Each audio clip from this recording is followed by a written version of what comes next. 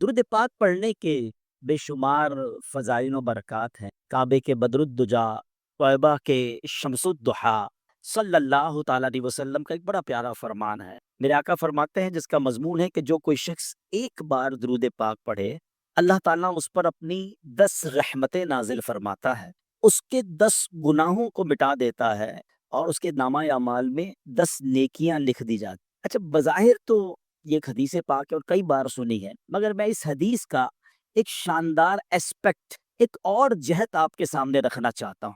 آج کل کاروباری لوگ بیٹھے ہیں، ہم بیلنس شیٹ بناتے ہیں۔ پہلے تو بیلنس شیٹ بنانے میں بہت ٹائم لگتا تھا، جب ہاتھ سے بناتے تھے ملتی ہی نہیں تھی۔ اب جب سے سافٹ ویئر آ گئے تو روز بٹن دبائیں، روز بیلنس شیٹ نکل آتی ہے۔ بھائی آج کیپٹل کتنا ہے، آج لاس کتنا ہے، آج پروفٹ کتنا ہے۔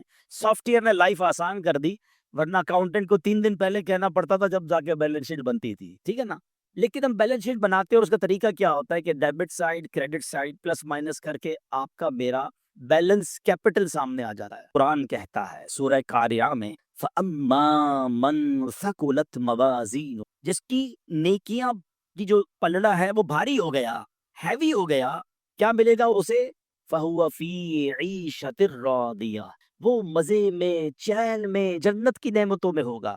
پھر آگے فرمایا وَأَمَّا مَنْ خَفَّتْ مَوَازِينُهُ فَأُمُّهُ هَاوِيَةٌ وَمَا أَدْرَاكَ مَا هِيَهْ نَارٌ حَامِيَةٌ۔ قرآن کہتے ہیں جس کے پلڑا ہلکا پڑ گیا نا، نیکیاں کم ہوئی، گناہ زیادہ ہو گئے، وہ بھڑکتی آگ میں ڈالا جائے گا، شعلے مارتی ہوئی آگ میں ڈالا جائے گا۔ ٹرائی ٹو انڈرسٹینڈ، وہ جو بیلنس شیٹ ہوگی نا، موسٹ کروشل بیلنس شیٹ ہوگی، there is no way to change the balance.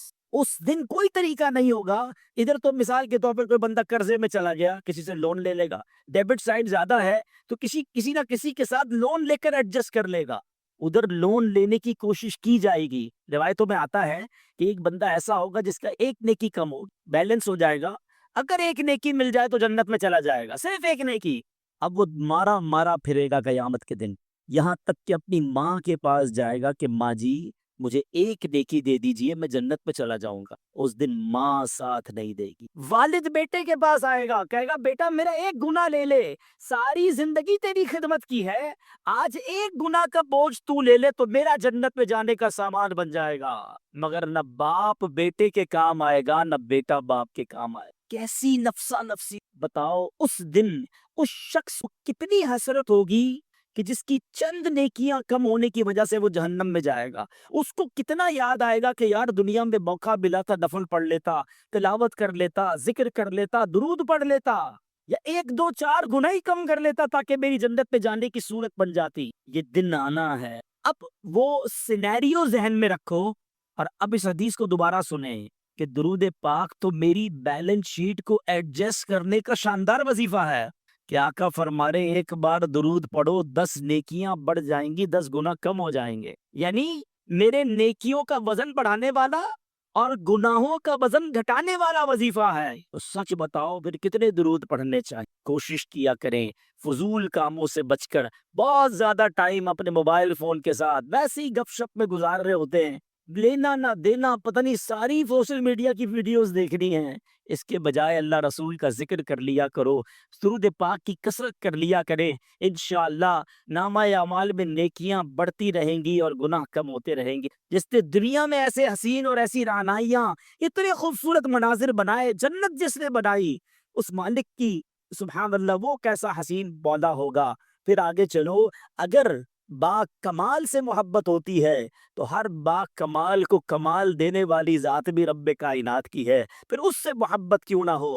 اور اگر کسی محسن سے، کسی خیال رکھنے والے سے پیار ہو جاتا ہے تو بتاؤ تو صحیح، جب سے پیدا ہوا ہوں، جب سے لے کر آج تک روزانہ جس کے احسانات تلے دبا ہوں، وہ کوئی اور ذات نہیں، وہ میرے مالک کی ذات ہے۔ بلکہ سچی بات بتاؤں، مجھ پر اور آپ پر تو پیدا ہونے سے پہلے ہی اس کے احسان جاری ہے۔ جی ہاں، بیفور مائی برتھ وہ مجھ پر بلیسنگز، مجھ پر مہربانیاں جاری کیے ہوئے۔ کیسے؟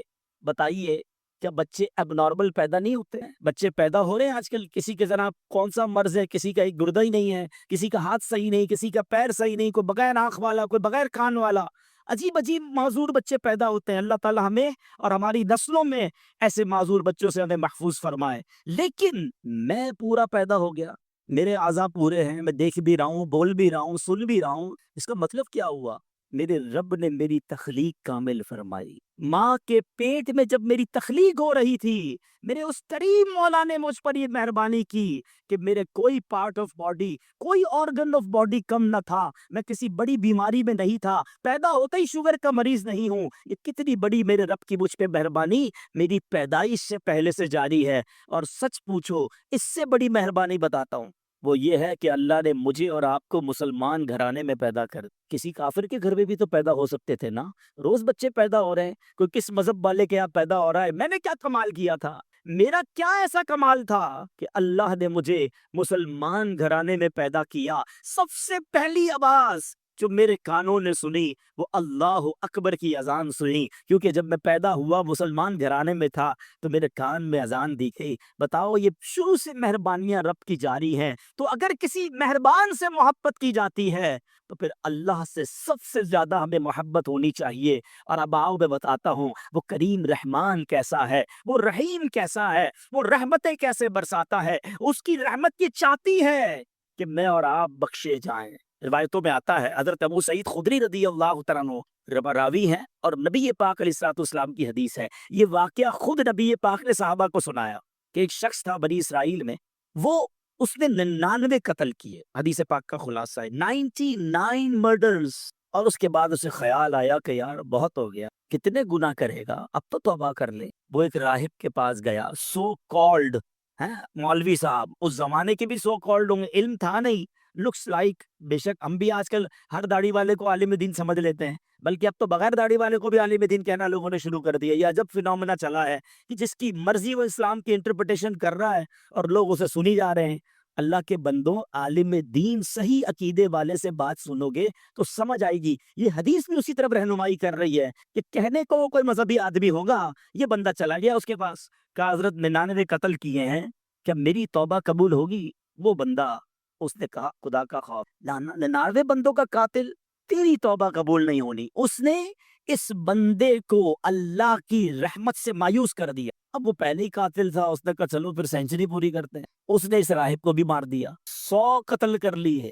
پھر خیال آیا نہیں، غلط کی، توبہ کرنی چاہیے۔ پھر کسی عالم دین کے پاس گیا، اب عالم دین نے کہا کہ نہیں، تمہاری توبہ قبول ہو جائے گی، گھبراؤ نہیں، اللہ کی رحمت سے مایوس نہ ہو، ایسا کرو، فلاں علاقے میں نیک لوگوں کی ایک بستی ہے، تم اس کے ادھر چلے جاؤ اور ان نیک لوگوں کے قریب جا کر اللہ کی بارگاہ میں دعا کرنا، تو اللہ کریم جو ہے تجھ پر رحمت فرما دے گا، تیری توبہ قبول کر لے گا۔ یہ بندے نے نیت کی، اچھی نیت، اور چل پڑا۔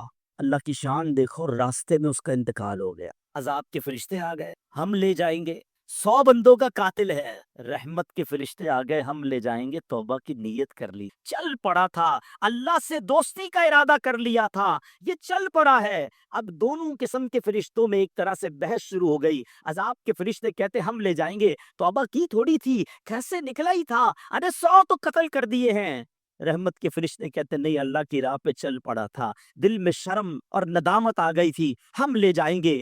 اب اللہ کی طرف سے ارشاد ہوتا ہے، ایسا کرو، زمین کیلکولیٹ کرو، زمین کو ناپا جائے، اگر یہ بندہ اپنے گھر کے قریب ہے تو عذاب کے فرشتے لے جائیں، اگر یہ بندہ نیک لوگوں کی بستی کے قریب ہے تو رحمت کے فرشتے لے جائیں۔ اللہ اکبر، میں حدیث کے الفاظ سنا رہا ہوں۔ اب جب زمین ناپی گئی تو وہ بندہ نیک لوگوں کی بستی کے قریب نکلا۔ علماء کہتے ہیں یہ جو پلان تھا نا، اللہ کی قدرت کا پلان تھا، ایکچولی وہ دور تھا نیک لوگوں کی بستی کے، مگر رب کا حکم تھا کہ یہ بخشا جائے، اس کی منشا یہ تھی یہ بخشا جائے۔ وہ نیک لوگوں کی بستی اور اس کی لاش کے درمیان جو پلاٹ آف دا لینڈ تھی وہ سکویز ہوئی، وہ کم ہوئی اللہ کے حکم سے، اور جب ناپا گیا تو چند فٹ کے فاصلے سے وہ نیک لوگوں کی بستی کے قریب تھا، اسے رحمت کے فرشتے لے گئے، گویا اس کی بخشش ہو گئی۔ یہ ایک روایت بیان کرنے کے بعد میرے پیارے اسلامی بھائیوں کیا پتا چل رہا ہے؟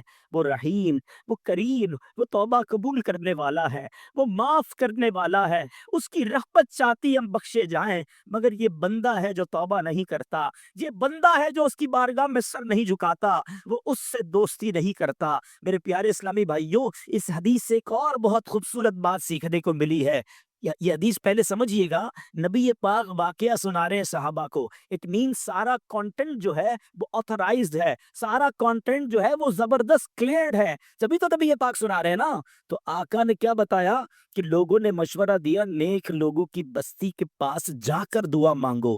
اٹ مینس کہ اگر آج بھی کوئی اللہ والوں کے پاس ان کی اگر حیات ہے تو ان کی صحبت میں جا کر دعا مانگے، اور اگر دنیا سے چلے گئے ہیں اور ان کے مزار کے پاس جا کر اللہ سے دعا مانگے کہ اللہ ان کے صدقے، نیک لوگوں کے صدقے، مبارک جگہ کے صدقے میری توبہ قبول فرما لے۔ تو جہاں رحمتیں برس رہی ہو ادھر جا کر دعا کرنا، ادھر جا کر اللہ سے مانگنا، یہ اس حدیث سے ثابت ہے۔ ویسے تو قرآن کی آیت سے بھی ثابت ہے کہ جب حضرت زکریا علیہ الصلوۃ والسلام کو دعا کرنی تھی، بیٹے کی تمنا تھی، تو قرآن کہتا ہے حضرت زکریا کہاں گئے تھے؟ محراب مریم میں گئے تھے۔ سورہ مریم اٹھاؤ، وہاں قرآن کہتا ہے کہ حضرت زکریا نے مانگنا اللہ سے تھا، گئے کیوں محراب مریم میں؟ ارے اللہ سے تو کہیں سے مانگ سکتے تھے نا، نہیں، بی بی مریم وہاں عبادت کرتی تھی، یہ دعا کی قبولیت کا مقام تھا، محراب مریم میں جا کر دعا کی، اللہ نے بڑھاپے میں انہیں اولاد عطا فرما دی۔ تو پتہ یہ چلا اللہ والوں کے جہاں قدم لگے، اللہ والے جہاں عبادت کریں، اللہ والے جہاں موجود ہوں، اگر وہاں جا کر دعائیں مانگی جائیں، اللہ مجھے اور آپ کو بار بار مکے مدینے کی حاضری عطا فرمائے، مقدس مقامات کی حاضری عطا فرمائے۔ وہاں کا سفر کر کے رب سے جب وہاں جا کے بندہ مانگتا ہے تو بگڑی بن جایا کرتی ہے۔ تو بہرحال یہ ہے میرے رب کی رحمت، سبحان اللہ، میرے رب کی رحمت کی کیا بات کروں۔ اللہ کریم قرآن مجید میں فرماتا ہے، دیکھیے کچھ لوگ، شیطان ہے نا، جب بہت سارے گناہ ہو جاتے ہیں نا، اب شیطان مردود تو نہیں چاہتا ہم توبہ کریں، وہ کہتا ہے یار تیری توبہ کیسے قبول ہوگی، اتنی نمازیں قضا ہو گئی، اتنے حرام کام کر لیے، اتنے برے کام کر لیے، اب شیطان یہ ازیوم کروا دیتا ہے کہ توبہ تو قبول ہونی نہیں، اب کری جا گناہ جتنے کرنے ہیں۔ یہ شیطان کا بہت بڑا وار ہے۔ دیکھو اللہ قرآن میں کیا فرماتا ہے، اللہ فرماتا ہے کل یا عبادی الذین اسرفوا علی انفسہم لا تقنطوا من رحمت اللہ ان اللہ یغفر الذنوب جمیعا انہ هو الغفور الرحیم۔ اللہ فرماتا ہے تم فرماؤ اے میرے وہ بندو جنہوں نے اپنی جانوں پر زیادتی کی، اللہ کی رحمت سے نا امید نہ ہو، کبھی بھی اللہ کی رحمت سے نا امید نہ ہو۔ لا تقنطوا من رحمت اللہ، بے شک اللہ سب گناہ بخش دیتا ہے، بے شک وہی بخشنے والا مہربان ہے۔ تو اب سمجھیے گا اس بات کو کہ رب کریم ایک لمحے میں چاہے تو ساری زندگی کے گناہ بخش دیتا ہے۔ دنیا میں کوئی جرم معاف نہیں کرتا۔ آپ اور میں اگر ہماری کوئی ایک بار بات نہ مانے، ہم کہتے ہیں چلو معاف کی، دوبارہ نہ مانے چلو آئندہ مت کرنا، تیسری بار ایسا کرے بندہ کہتا ہے اس کی تو عادت ہی ٹھیک، موبائل اس کے بند کر دیے جاتے ہیں، نمبر بلاک کر دیا جاتا ہے، رشتہ داری دوستی ختم، کہ یہ بار بار میں کہتا ہوں میری بات نہیں مانتا، مگر میرے مالک کی شان دیکھو، بندہ ساری زندگی نافرمانی اور ایک بار سچی توبہ کر لے، اللہ سارے گناہ معاف فرما دیتا ہے۔ اور سنو، صرف معاف نہیں فرماتا بلکہ جو اعمال لکھنے والے فرشتے ہیں نا، اللہ ان کو بھی بلا دیتا ہے، تاکہ قیامت کے دن جب بندہ اللہ کی بارگاہ میں جائے گا تو اس کا کوئی گواہ نہیں ہوگا۔ ذرا حدیث پاک سنیے گا، میرے آقا فرماتے مسلم شریف کی حدیث مبارک میں ہے کہ بے شک اللہ پاک رات کے وقت اپنا دست قدرت پھیلا دیتا ہے تاکہ دن میں گناہ کرنے والوں کی توبہ قبول فرما، اور دن میں اپنا دست قدرت پھیلا دیتا ہے تاکہ رات کے وقت گناہ کرنے والوں کی توبہ قبول فرمائے، یہاں تک کہ سورج مغرب سے طلوع ہو۔ یاد رکھیے جب قیامت کے پہلے سورج جو ہے مغرب سے طلوع ہوگا، اس سے پہلے پہلے توبہ کا دروازہ کھلا ہو، اس کے بعد توبہ نہیں ہو سکے گی۔ یعنی ہم جب تک زندہ ہیں، اگر ایسا وقت تو امید نہیں آئے گا ہماری زندگی میں قیامت، تو وی فیل کہ ابھی بہت ساری نشانیاں باقی ہیں، اس کا مطلب یہ ہوا کہ ساری دنیا والے توبہ کر سکتے ہیں اس وقت تک کہ جب تک سورج جو ہے مغرب سے طلوع نہ ہو، تو ہمیں توبہ کرتے رہنا چاہیے۔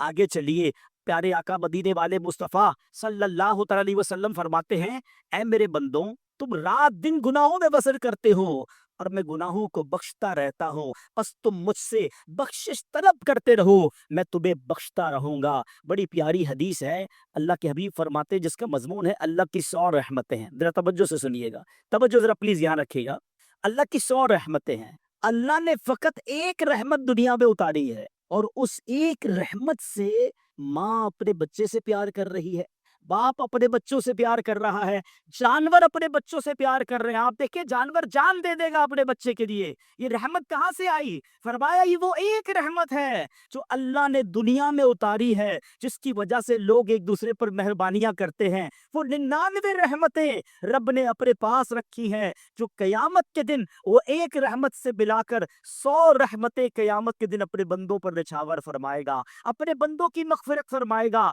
और उन पर एहसानात फरमाएगा। ऐसा रहीम है मेरा मौला, ऐसा करीम है हमारा परवरदिगार। देखो दुनिया में अगर किसी का किसी थाने में किसी जगह कोई कसूर हो जाए तो वो लिखा जाता है, चलो जनाब माफी तलाफी हो गई, या सजा भुगत ली, या जमानत हो गई, मगर रिकॉर्ड पर वो जुर्म बाकी रहता है। उसकी पुलिस रिपोर्ट जब भी बनाएंगे वो जो क्रिमिनल रिकॉर्ड था वो जरूर आएगा।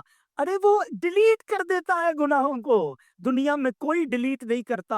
आज किसी को हमारी बात बुरी लग जाए, हम 100 बार माफी मांग लें, मगर फिर भी वो दिल में रखता है, यार तुमने एक बार ऐसा किया था, तुमने मेरे साथ ये जुल्म किया था। अरे भाई माफी मांग चुका हूं, लेकिन लोग दिल से निकालते नहीं हैं। मगर मैं उस करीब की बात कर रहा हूं कि जो मेरी खताओं को माफ ऐसे फरमाता है कि फिर वो उसका कोई गवाह भी बाकी नहीं बचता। बल्कि आओ करम नवाजी की इंतहा देखो, कुरान सुना रहा हूं, अल्लाह फरमाता है कि जब तौबा सच्ची करता है ना कोई बंदा, अल्लाह फरमाता है इल्ला मन ताबा व आमना व अमिला अमलन सालिहा फउलाइका युबद्दिलुल्लाहु सय्यिआतिहिम हसनात व काना अल्लाहु गफूरर रहीमा। खुदा की कसम ये आयत का तर्जुमा सुनो, अल्लाह फरमाता है मगर जो तौबा करे और ईमान लाए और अच्छा काम करे तो ऐसों की बुराइयों को अल्लाह भलाइयों से बदल देगा। अल्लाह बख्शने वाला मेहरबान है। यानी सिर्फ गुनाह मुआफ नहीं फरमाएगा, अल्लाह गुनाहों को नेकियों से बदल देता है। Only there are to conditions कि तौबा कर ले और अब अच्छे काम करे, अब बुरे कामों की तरफ ना जाए। सुनो कयामत का दिन होगा, नबी पाक एक हदीस साहबा को सुना रहे हैं कि गुनाहगार शख्स, अल्लाह की रहमत की बातें चल रही थी, रहमत का अशरा है ना, मैं चाहता हूं आज रहमत इलाही की ही बातें करें ताकि अल्लाह से मोहब्बत में इजाफा हो, अल्लाह की मोहब्बत हमारे दिलों में आकाश धर कर जाए। प्यारे आका साहबा को एक वाकया सुना रहे हैं, फरमाते हैं हदीस का खुलासा है कि एक बंदा अल्लाह की बारगाह में हाजिर हुआ, अल्लाह फरमाएगा तूने ये गुनाह किए हैं, अपने गुनाह बता कौन कौन से गुनाह किए हैं। वो बंदा डरते डरते डरते अपने सगीरा गुनाह बताएगा, अपने छोटे गुनाह बताएगा, वो डर रहा होगा। अल्लाह फरमाएगा जा तेरे जितने गुनाह हैं मैंने उतने गुनाहों के बदले तुझे इतनी नेकियां दे दी है, इतनी रहमत होगी अल्लाह की। अब वो बंदा कहेगा या अल्लाह मेरे तो बड़े बड़े गुनाह भी हैं, वो तो मैंने बताए नहीं है। यानी अब अल्लाह की रहमत पर ऐसा मचल जाएगा कि कहेगा मौला बड़े गुनाह तो बताए नहीं, ये भी गुनाह है। अल्लाह अकबर। मेरे आका ये हदीस बयान करके इतना मुस्कुराए कि आपकी दाढ़ें जाहिर हो गई कि जब अल्लाह करम फरमाता है तो गुनाहों को नेकियों से बदल देता है। अरे अल्लाह की किस किस रहमत की बात करूं, अल्लाह की किस किस करम नवाजी की बात करूं। जब बंदा एक बार सच्ची तौबा करे वो कैसे बख्श देता है। हजरत मूसा अलैहिस्सलाम के दौर का वाकया, बारिश नहीं हो रही थी, हजरत मूसा अलैहिस्सलाम 70,000 लोगों को लेकर एक मैदान में चले गए और अब दुआ की जा रही है किस बारिश हो जाए। बड़ी देर हो गई बारिश ना हुई। मूसा कलीमुल्लाह है, अल्लाह से अर्ज की मौला बारिश क्यों नहीं हो रही। इरशाद हुआ है मजमे में एक बंदा है जो 40 साल से मेरी नाफरमानी कर रहा है। ऐ मूसा जब तक वो बंदा इस मजमे में है बारिश तो नहीं होना, इसको निकालो इस मजमे से। हजरत मूसा ने कहा इतना बड़ा मजमा मेरी आवाज कैसे पहुंचेगी। इरशाद हुआ मूसा आवाज लगाना तुम्हारा काम है, पहुंचाना हमारा काम। हजरत मूसा खड़े हो गया, ऐ वो शख्स जो 40 साल से अल्लाह को नाराज कर रहा है, तेरी वजह से बारिश नहीं हो रही है, इस मजमे से निकल जा। जब वो बंदा रियलाइज तो कर गया कि लगता तो मैं ही हूँ, हो सकता कोई और भी हो, वो खड़ा हो जाए। उसने दाई देखा बाई देखा, कोई नहीं खड़ा हुआ। अब पता उस बंदे ने क्या किया, कमाल किया। उस बंदे ने अल्लाह से बैठे बैठे अर्ज की, खड़ा नहीं हुआ। या अल्लाह मैं जानता हूँ वो बंदा तो मैं ही हूँ, मुजरिम तो मैं ही हूँ जिसकी वजह से बारिश नहीं हो रही है, मगर मेरे मालिक अगर आज मैं खड़ा हो गया तो पूरे शहर को पता चल जाएगा कि मैं वो गुनहगार हूँ। अल्लाह सच्ची तौबा करता हूँ, अब तुझे नाराज नहीं करूंगा, करीब माफ कर दे और मुझे जलील होने से बचा ले। सुनो क्या हुआ, थोड़ी देर हुई बादल आए और बारिश बरसना शुरू। हजरत मूसा ने कहा मौला बंदा तो कोई नहीं निकला, या अल्लाह खड़ा तो कोई नहीं हुआ, ये बारिश कैसे हो गई। ارشاد ہوتا ہے اے موسیٰ اس بندے نے مجھ سے دوستی کر لی، اس بندے نے مجھ سے معافی مانگ لی ہے، اب سنو۔ حضرت موسیٰ کہتے مولا اب تو بتا دے وہ بندہ کون ہے، اب تو تیرا دوست بن گیا نا، اب تو میری ملاقات کرا دے۔ کیا شاندار جواب ملتا ہے۔ اللہ فرماتا ہے موسیٰ جب میرا دشمن تھا تب میں نے اس کے عیب چھپائے، اب تو میرا دوست ہو گیا، تجھے کیسے بتاؤں وہ کون تھا۔ یہ ہے میرا رب، ہمارے عیب چھپاتا ہے، ہم پر رحمتیں برساتا ہے۔ پنجابی شاعر کہتا ہے نا، ایک گناہ میرے ماں پیو ویکھن مینو عمری منہ نہ لاوے۔ ماں باپ کو بھی اگر ہماری کوئی بڑی خطا پل جائے تو گھر سے نکال دیتے ہیں۔ ایک گناہ میرے ماں پیو ویکھن مینو عمری منہ نہ لاوے، لکھ گناہ میرا مالک ویکھے وہ پھر بھی پردے پاوے۔ کتنے گناہ ہیں ہم جانتے ہیں اور رب جانتا ہے، مگر اللہ نے عزت دی ہے، اللہ ہمارے عیبوں کو چھپاتا ہے۔ لوگ ہم سے پیار کر رہے ہیں، انہیں نہیں پتا کہ ہمارے عیب کتنے ہیں۔ جو کریم دنیا میں عیب چھپا رہا ہے نا، اس کی رحمت سے امید ہے کہ وہ آخرت میں بھی عیب چھپائے گا، مگر دوستی تو کر لو نا اس سے، ناراض تو نہ کرو نا اسے۔ اچھا توبہ کے لیے نا کوئی بہت بڑی آپ کو گیدرنگ کی ضرورت نہیں ہے، بڑے اہتمام کی ضرورت نہیں ہے، جسٹ اے منٹ، ایک سچا کنیکشن ریکوائرڈ ہے، اور وہ کنیکشن جس دن ہو گیا وہ تمہارے سارے گناہ معاف فرما دے۔ ایک بار حضرت عمر فاروق کا دور ہے، ایک بندہ آپ کے سامنے آیا، ہاتھ میں اس کے شراب کی بوتل، حضرت عمر فاروق نے اسے ریڈ ہینڈ دیکھ لی، فرمایا کیا ہے تمہارے ہاتھ میں، کیا ہے؟ کہتا ہے حضور میرے پاس سرکہ ہے، حالانکہ شراب کی بوتل تھی۔ حضرت عمر نے کہا دکھاؤ۔ اب ذرا تھوڑا سا سینیریو سمجھیے گا، دو بندے آمنے سامنے کھڑے ہوں، کتنی دیر لگے گی، کتنی سیکنڈز کی بات ہے نا، ود ان سیکنڈز۔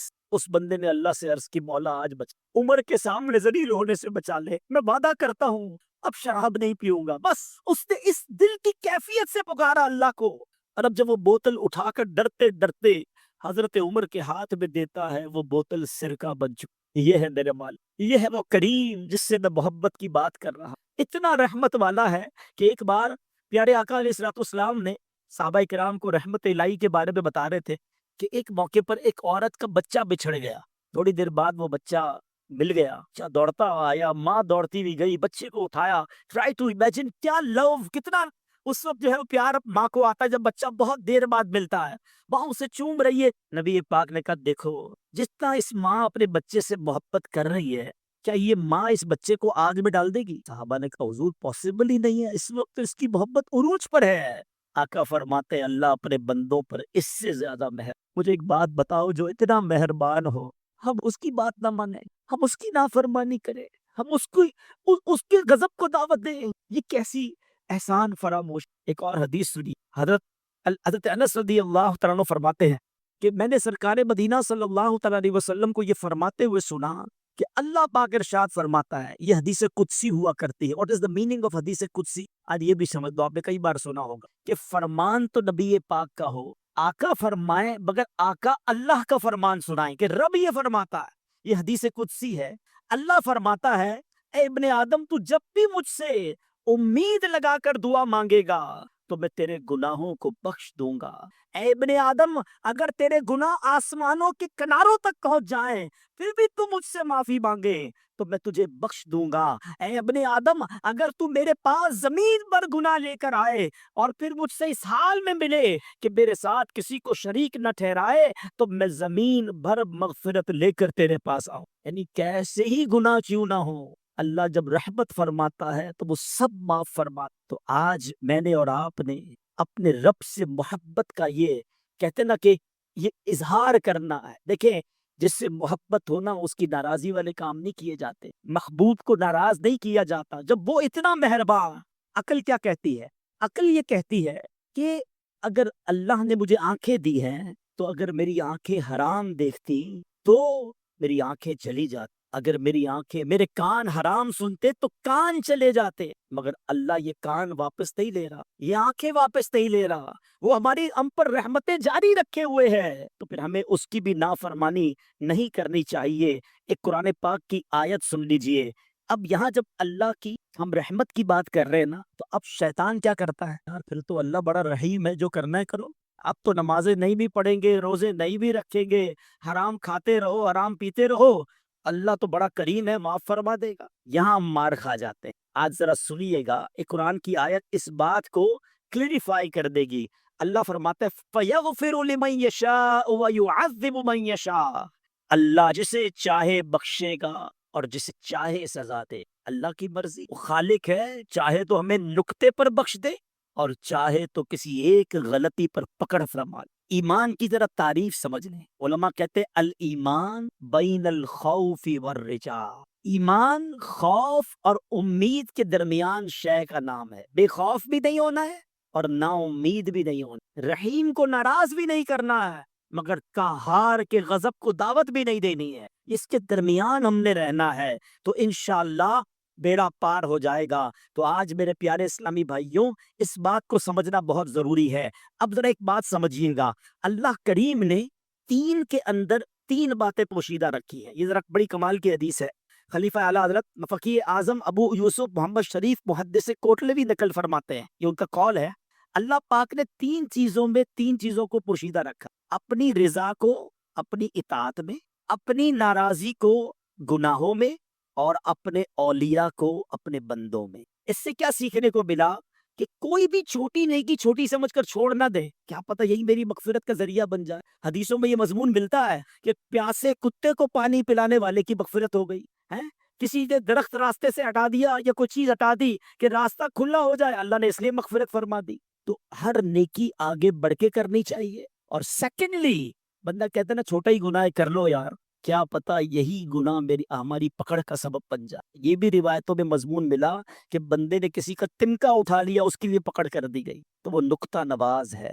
اور تیسری بات کہ اللہ نے اپنے اولیاء کو بندوں میں چھپا کر رکھا ہے، اس سے سمجھ یہ آتا ہے کہ ہر بندے کے ساتھ ادب سے پیش آئیں۔ ہمیں نہیں پتا کون اللہ کی بارگاہ میں کون سا مرتبہ رکھتا ہے۔